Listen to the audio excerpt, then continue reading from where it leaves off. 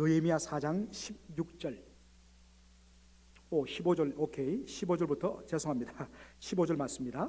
15절부터 23절까지 우리 한 절씩 교독하도록 하죠. 우리의 대적이 자기의 뜻을 우리가 알았다 함을 들으니라. 하나님이 저희의 꾀를 패하셨으므로 우리가 다 성에 돌아와서 각각 역사하였는데 그때로부터 내 종자의 절반은 역사하고 절반은 갑옷을 입고 창과 방패와 활을 가졌고 민장은 유다 온 족속의 뒤에 있었으며 성을 건축하는 자와 담부하는 자는 다 각각 한 손으로 일을 하며 한 손에는 병기를 잡았는데 건축하는 자는 각각 칼을 차고 건축하며 나팔 부는 자는 내 곁에 서섰느니라. 내가 귀인들과 민장들과 남은 백성에게 이르기를 이 역사는 크고 넓으므로 우리가 성에서 나뉘어 상거가 먼저 너희가 물론 어디서든지 나팔 소리를 듣거든 그리로 모여서 우리에게로 나오라. 우리 하나님이 우리를 위하여 싸우시리라 하였느니라. 우리가 이같이 역사하는데 무리의 절반은 동틀 때부터 별이 나기까지 창을 잡았었으며 그때 내가 또 백성에 고하기를 사람마다 그 종자와 함께 예루살렘 안에서 잘지니 밤에는 우리를 위하여 파수하겠고 낮에는 역사하리라 하고 다 같이 읽겠습니다. 내나 내 형제들이나 종자들이나 나를 쫓아 파수하는 사람들이나 다 그 옷을 벗지 아니하였으며 물을 기르러 갈 때에도 기계를 잡았었느니라. 아멘. 오늘 비가 이렇게 하루 종일 사실 어제부터 이렇게 내리고 있는데 비가 오면 의사들이 제일 싫어하는 고사성어가 있다고 그래요.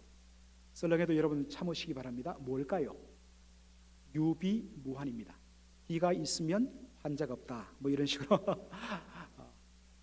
제가 이 유비무환이라는 단어가 오늘 이 본문에 가장 적합한 고사성어이기 때문에 제가 여러분들에게 비도 오는데 여러분의 심령을 축축히 적셔서 죄송하게 생각합니다.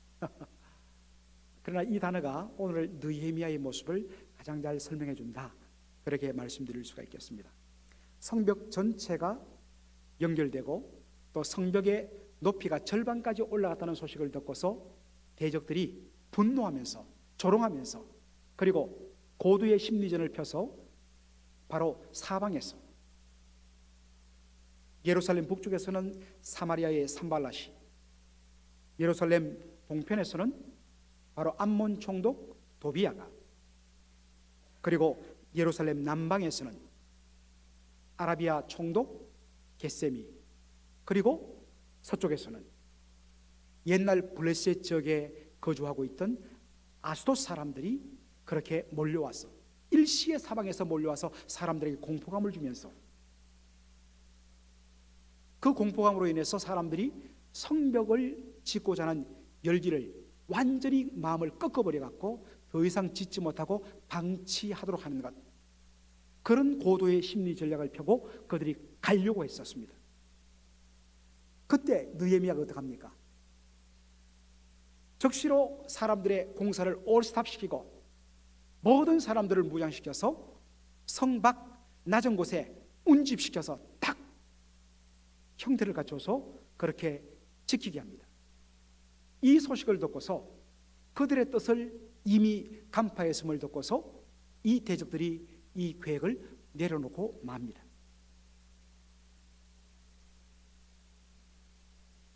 자, 그런데 이 사건 이후에 느헤미야가 이 사건을 어떻게 해석하는가, 하나님 중심으로 어떻게 해석하는가를 우리가 주목할 필요가 있습니다. 여러분들 15절 보시기 바랍니다.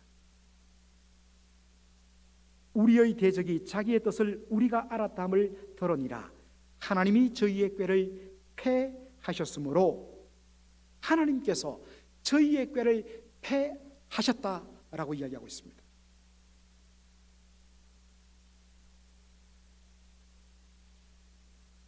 물론 그들의 음모에 대해서 적극적으로 어떤 면에서는 방안을 마련한 것은 느헤미야였지만은 느헤미야는 결국 이 모든 일, 적들의 뜻을 완전히 패해버린 것이 하나님이셨다고 고백하고 있습니다. 여기에 패하였다는 말은 좌절시켰다는 뜻입니다. 원어적으로 말하면 산산이 조각낸 것을 말합니다. 여러분들 잘 보십시오. 대적들은 두려움을 유발하여서 성벽 재건을 완전히 좌절시키고 포기하고 낙담시키려고 그렇게 계획을 꾸몄습니다. 그런데 하나님께서는 이 사건을 통하여서, 느헤미야를 통하여서 백성들의 마음을 뭐로 바로바르게 하게 하면 두려움을 유발시키는 대적보다 더 크고 더 두려우신, 더 위대하신 하나님을 바라보면서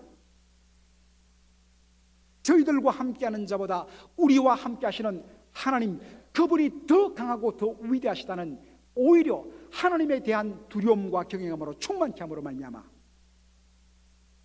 오히려 그들이 일으킨 두려움이 그들의 믿음을 더 강하게 만드는 수단으로 하나님께서 역전시켜 사용하시더라는 것입니다. 바로 이러한 하나님의 기이한 방법을 통해서 그들의 음모를 완전히 산산조각내시는 하나님의 놀라운 지혜를 우리가 바라보게 됩니다. 여러분들 사도행전 8장 1절을 보면 이런 말씀이 나오죠. 사도행전 8장 1절. 네, 이렇게 되어 있습니다. 그날에 예루살렘에 있는 교회에 큰 핍박이 나서 사도 외에는 다 유대와 사마리아 모든 땅으로 흩어지니라. 사울이 그의 죽임당함을 마땅히 여겼다.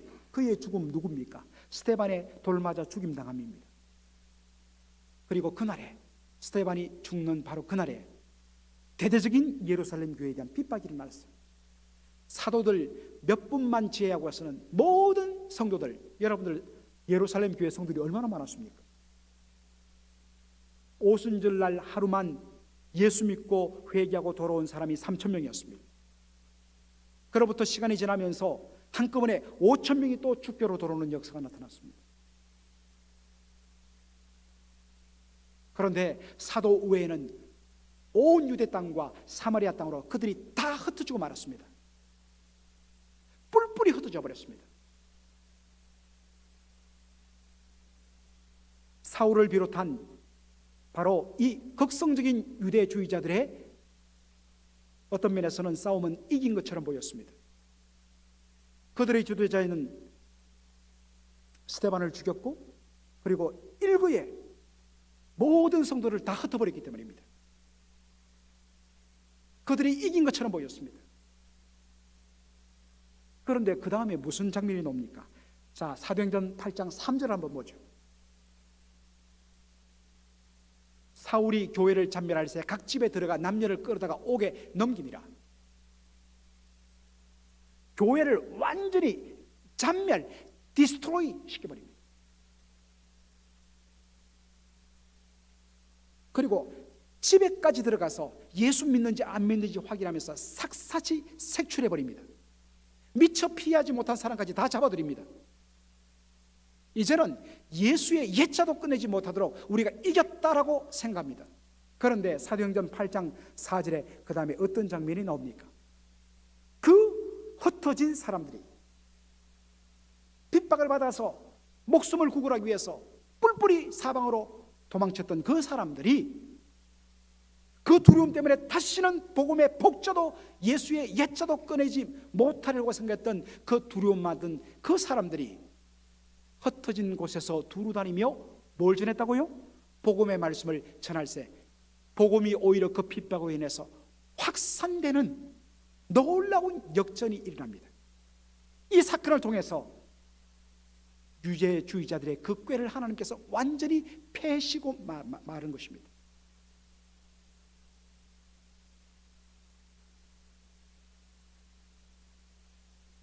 이런 사례들이 너무나 많습니다. 한 예를 더 들어볼까요? 빌립보서 1장 12절 말씀입니다.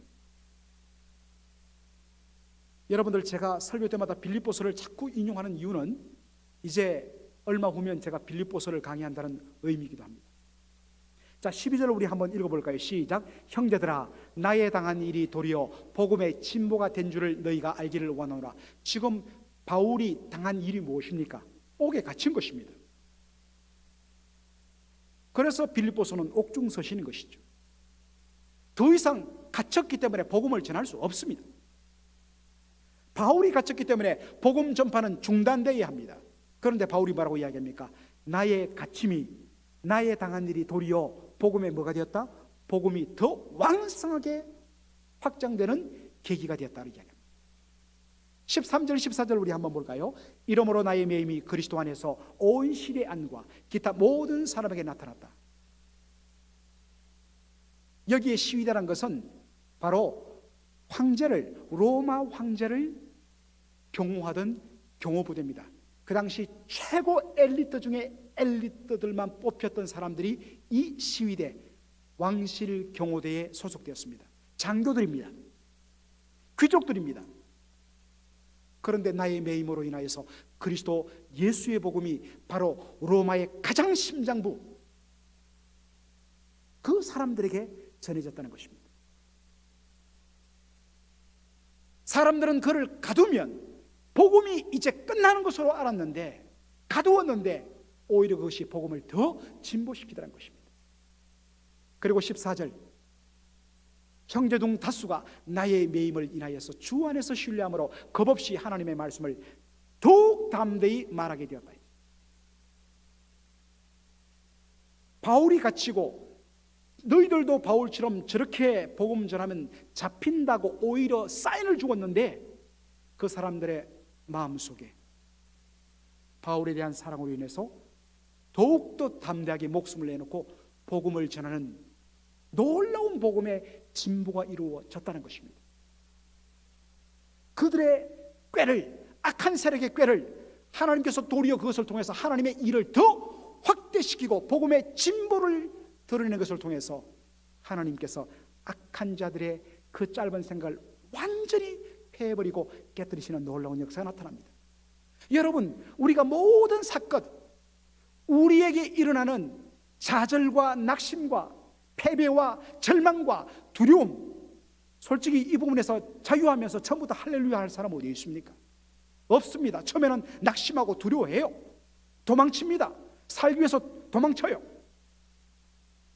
그런데 하나님께서는 그 끝난 것 같았던 그 사건을 통해서, 완전히 끝난 것처럼 보이는 그 사건을 통해서 오히려 하나님의 일을 이루시는 하나님이라는 것입니다. 이 하나님의 놀라운 능력과 지혜입니다.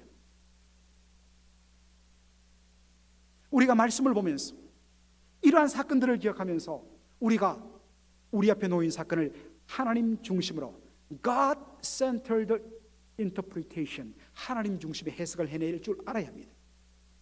이게 바로 믿음의 해석입니다.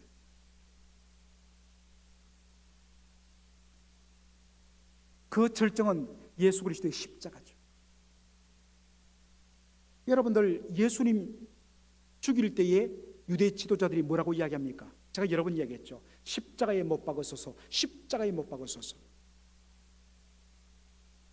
왜 그들이 예수님을 십자가에 못 박으라고 이야기했을까요? 그들은 신명기 21장 23절의 말씀을 기억했기 때문입니다. 그 말씀에 따르면 나무에 달린 자마다 하나님께 저주받은 자임이라 하는 말씀을 그들이 기억해냈습니다. 백성들의 지금 마음속에는 예수님이 하나님의 아들이라는 의식들이 깔려 있습니다. 그 의식이 그대로 남아있는 상태에서는 예수님을 죽일 수 없어요. 그래서 예수님을 죽이기 위해서 그들이 고안해낸 것이 무엇입니까? 십자가에 못 박으소서. 십자가에 죽는 것은 하나님께 저주받아 버림받음의 상징인데 어떻게 하나님의 아들이 하나님 앞에 버림받을 수 있냐? 그러므로 십자가에 달린 예수는 하나님 아들 아니다. 그래서 결국 예수 그리스도를 십자가에 못 박았고 조롱했고, 예수는 십자가에서 비참히 물과 피를 다 쏟으며 숨을 거두었습니다. 유대인들이 이긴 것처럼 보였고 그 배후의 역사는 사단이 승리한 것처럼 보였습니다. 그런데 하나님께서 어떠한 일을 행하십니까? 그들이 승리하고 이겼다가 예수를 패배시켰다고 그들이 바라보는 그 십자가를 통해서 하나님이 어떤 일을 행하십니까? 갈라디아서 3장 13절 한번 보시겠습니다. 여러분들 지난 주일날 오후에 새가족 3분을 포함해서 헌가족 11분까지 정말 복작복작하게 우리가 세가족 성공부를 했습니다. 세 번째 공부 시간에 가장 강조할 구절이 갈라디아 3장 14절에 미리 예습을 좀 하죠. 13절 우리 한 목소리를 읽겠습니다. 시작. 그리스도께서 우리를 위하여 저주를 받은 바 되사 율법의 저주에서 우리를 속량하셨으니 기록된 바 나무에 달린 자마다 저주 아래 있는 자라 하였음이라. 기록된 바 어디에 기록됐다고요? 신명기 21장 23절. 유대인이라면 누구든지 기억하는 이 말씀. 그런데 그 저주의 십자가, 하나님께 버림받음의 그 십자가에서 하나님은 예수를 통해서 무슨 일을 하였다고요? 그리스도께서 우리를 위하여, 우리를 대신하여 저주를 받은 바 되사 율법의 저주에서 우리를 속량하셨다. 그 저주의 십자가에서 예수님이 그의 죄 때문에 피 흘려 죽은 것이 아니라 바로 영원히 저주받을, 우리가 받을 그 율법의 저주, 죄의 삭슨 사망이라는 그 저주를 예수님이 대신 다 담당하고 짊어지시고 피 흘려 죽으심으로 우리의 모든 죄를 십자가를 통하여 속량, 깨끗하게 리뎀션, 깨끗하게 값치르셨다는 것입니다. 놀라운 하나님의 역전입니다. 이게 하나님의 일하심입니다.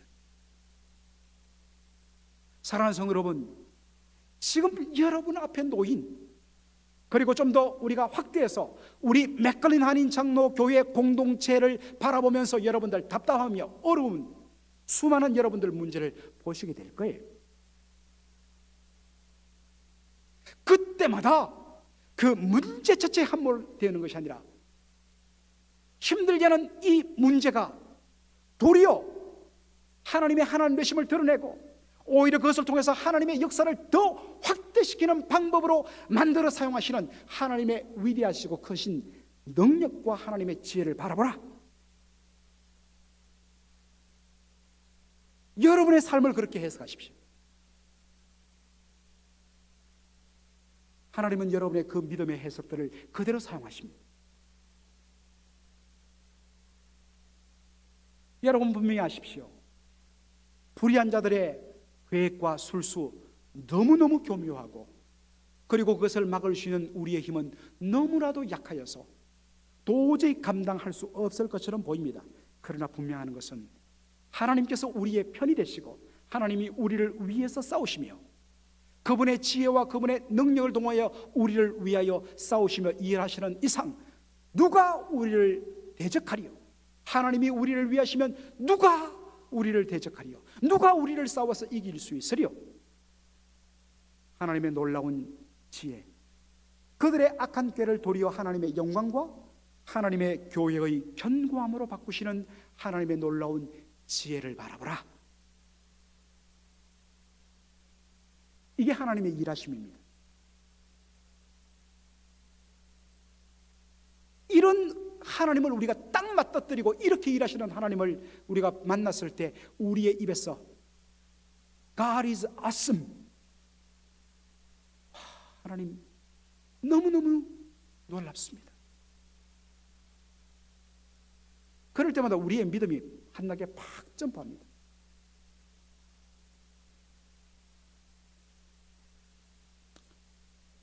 하나님께서 사방 대적들의 계획과 뜻을 완전히 깨트려 버신 것을 확인하고서 이제 성으로 돌아옵니다. 한시름 놓았습니다. 그런데 여러분들, 한 큰 산을 하나 넘으면 우리 사람들 보통 긴장 풀리잖아요. 그때 꼭 사건이 터집니다.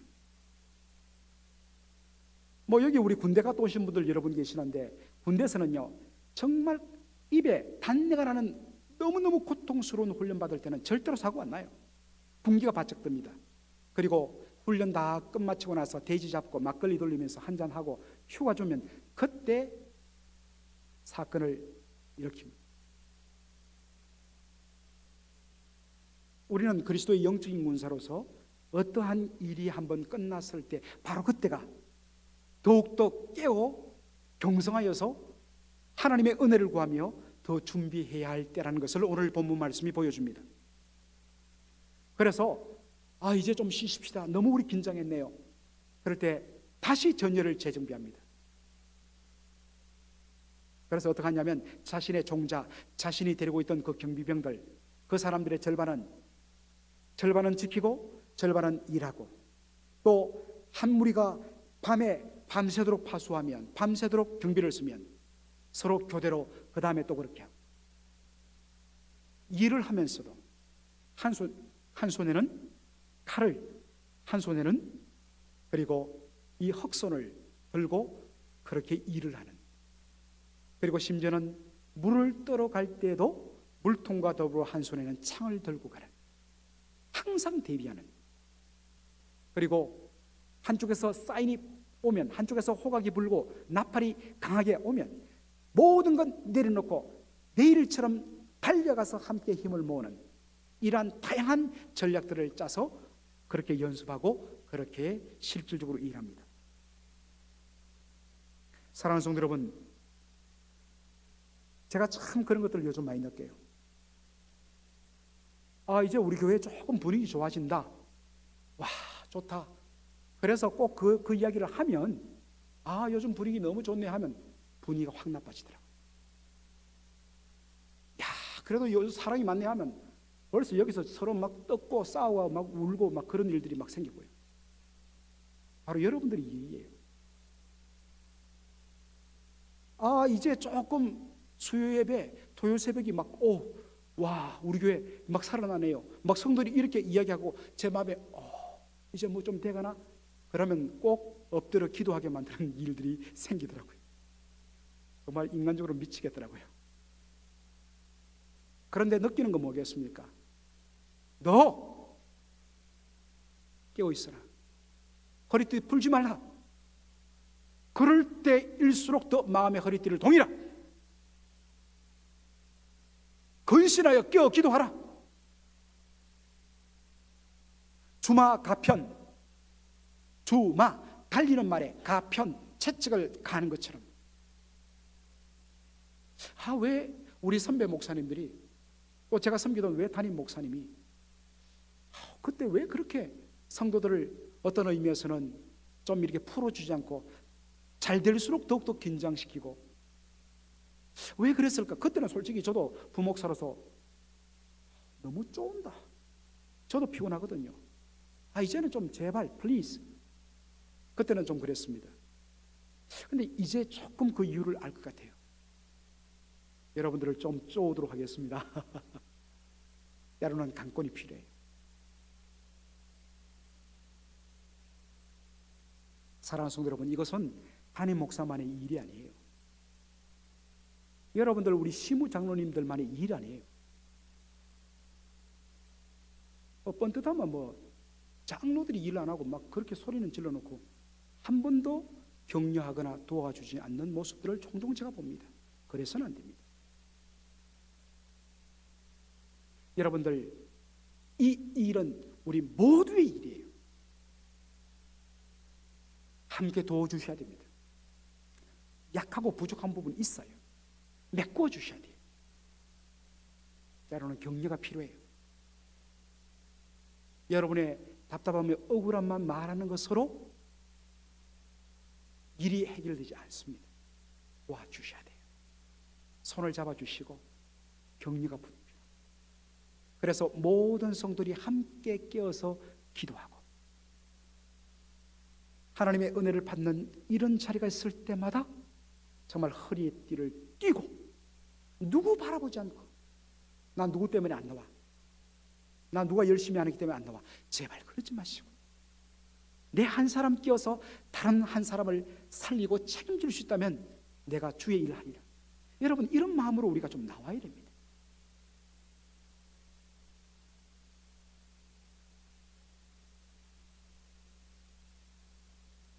이런 은혜가 우리 안에 넘치기를 주의 이름으로 축원합니다.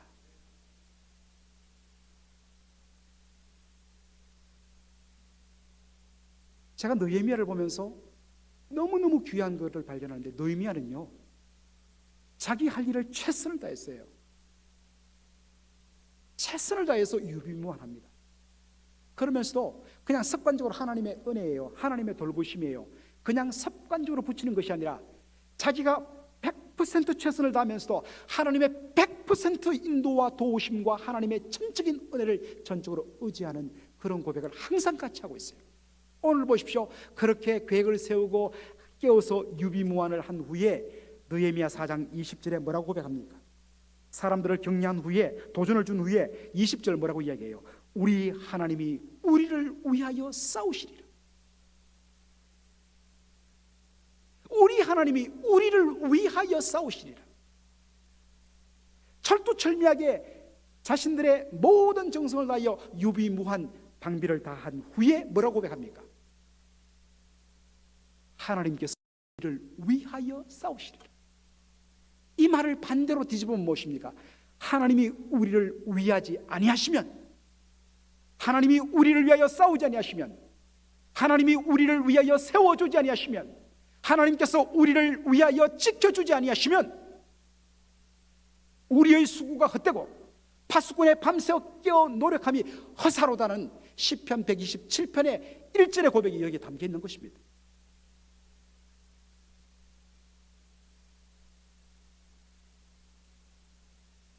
아무리 우리가 준비했다 할지라도 하나님의 전적인 은혜의 더하심과 위하심과 지켜주심과 싸워주심과 세워주심이 없다면 우리 인생의 그 수고와 그 노력이 허사란 말입니다.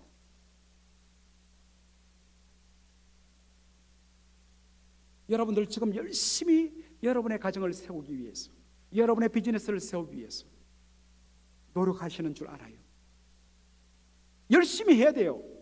하나님 해주시겠지, 이게 믿음 아니에요. 내가 최대한 하나님 나를 사용하여 주옵소서라고 하면서 하나님의 도구 되기를 원해서 내가 최선을 100% 준비해야 돼요. 동시에 뭐합니까? 그럼에도 불구하고 하나님께서 나를 위하지 아니하시면 나의 이 수고, 나의 껴있음, 아침부터 밤까지 내가 수고했던 걸 먹는다 할지라도 헛되단 말입니다.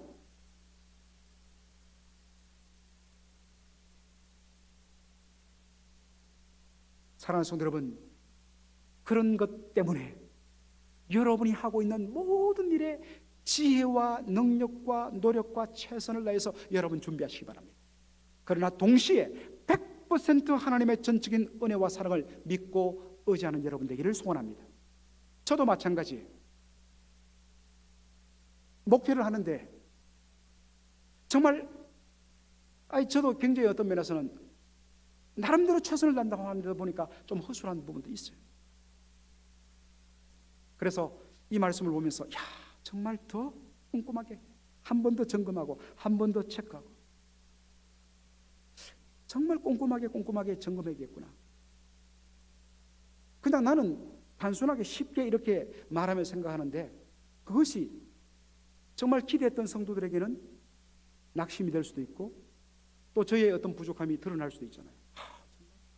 어두는 아니었는데, 그래서 철저히 기도하면서 하나하나 살피면서 하되 아무리 사람이 열심히 준비할지라도 하나님 도와주지 않으시면 교회가 결코 설 수 없어요. 부흥할 수 없어요. 그러한 믿음으로 목회를 하기를 원합니다. 여러분들이 저와 함께 해주셔서 바로 그러한 은혜들을 맛보는 교회가 되고 여러분의 가정 되기를 주의 이름으로 축원합니다. 아멘.